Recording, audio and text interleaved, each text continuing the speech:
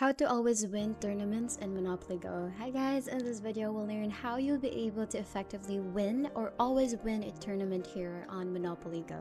So here you can see the mini golf tournament is currently what I have here on my application. Since I've leveled up as well, it actually would differ as well every day or every week.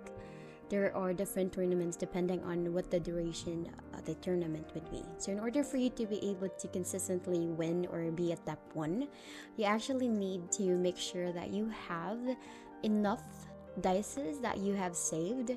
And when you will be playing here with a tournament, you need to make sure that you use the highest multiplier or the second highest multiplier. And it's important as well that you know how the tournament works. You just click on the eye icon on the upper left corner and it will show you on what are the tiles that you need to land on so that you'll be able to gain the tokens.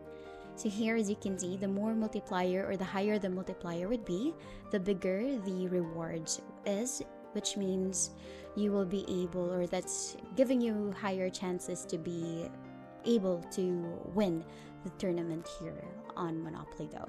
And all you have to do here is set the multiplier, maybe highest or second highest multiplier, and then just click on go, or you can long press the go button so that it would automatically play for you. Okay, so like this one here, I landed on a railroad and it's for a shutdown, which means I will be able to damage, or either if it would be shielded, the points would be lesser, as you can see here. But since the point is lesser if it's shielded, it's only 2 points instead of 4. You don't have to worry since you have multiplier, which means it still would be a lot. So it would be 40 tokens instead.